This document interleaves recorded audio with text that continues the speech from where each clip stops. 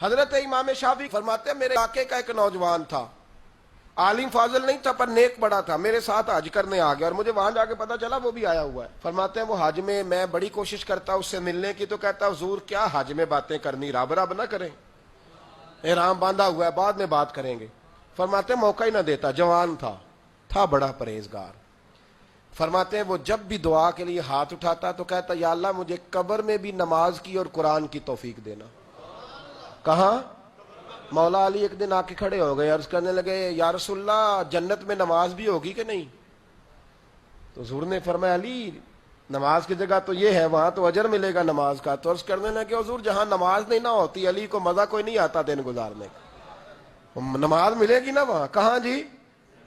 اللہ ہی خیر کرے، میں نے بیان ہی بڑا مشکل شروع کر دیا آج۔ جنت میں نماز کی تلاش۔ تو امام شافعی فرماتے ہیں کہ وہ نہ دعا مانگ رہا تھا یا اللہ قبر میں بھی توفیق دینا، اور میرے قابو نہیں آتا تھا، میں بڑی کوشش کرتا ذرا بیٹھے کو بات چیت کروں پر وہ نکل جاتا اور اپنی عبادت میں لگ جاتا۔ فرمانے لگے ایک دن نہ وہ حتیم کے پاس بیٹھ کے قرآن پاک پڑھ رہا تھا، میں 2-3 دفعہ گزرا تو پڑھ ہی رہا تھا، میں نے کہا آج قابو آ گیا ہے۔ میں اس کے پیچھے بیٹھ گیا اور میرے دل میں خیال تھا کہ جتنا بھی آج پڑھے گا نا میں نے اسے 2-4 باتیں کر کے ہی جانا ہے۔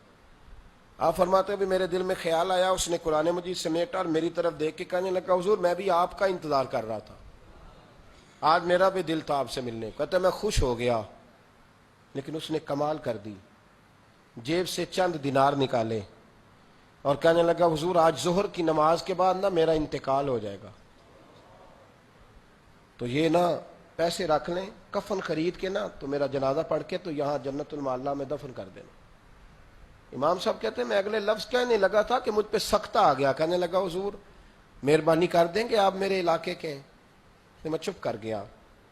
ظہر کی نماز میں نے دوبارہ اس جگہ پڑھی تو میرے ساتھ صف میں موجود تھا، فرض بھی اکٹھے پڑھے، سنتیں بھی اکٹھی پڑھی، نفل پڑھ کے جب میں نے توجہ کی تو وہ زمین پہ لیٹا ہوا تھا۔